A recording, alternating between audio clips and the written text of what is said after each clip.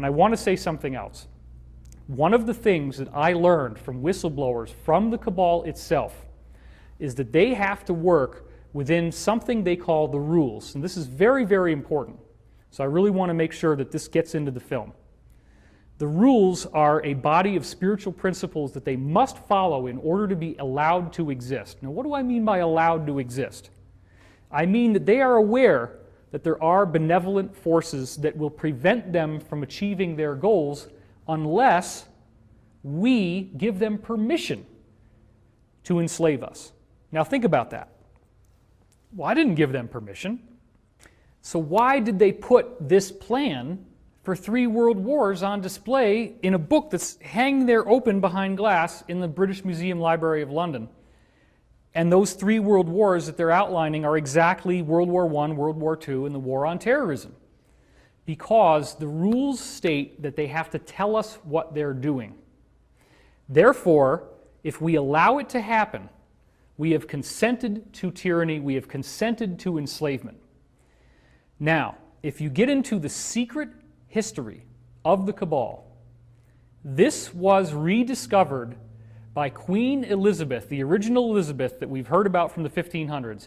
Queen Elizabeth's royal astrologer, a man named John Dee, who is the prototype of the wizard with the long beard, the hat, and what he did was to rediscover, through these ancient documents that were in the Vatican, the technology of how to access what they considered to be spiritual beings that were useful to them, but what we would consider to be demonic or evil beings.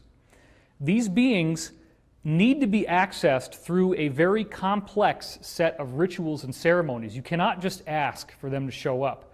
You have to follow very elaborate and specific protocols. If you follow those protocols, it's like having an IP address, which is what we use to go online in order to notate a website. Every website has its own IP address. These spiritual beings, such as Baal and Moloch, which they still do ceremonies for today, such as in Bohemian Grove, there is a giant effigy, stone effigy of an owl. That's the god Moloch. The god Moloch goes all the way back to Rome and Carthage, in which they were offering child sacrifices to this god in exchange for power. So John Dee rediscovered the technology of how to draw the magic circles, how to say the right incantations, how to actually do black magic on a governmental level. This is what people are going to have so much trouble with once disclosure happens, is that these people actually practice black magic, and they are very, very good at it.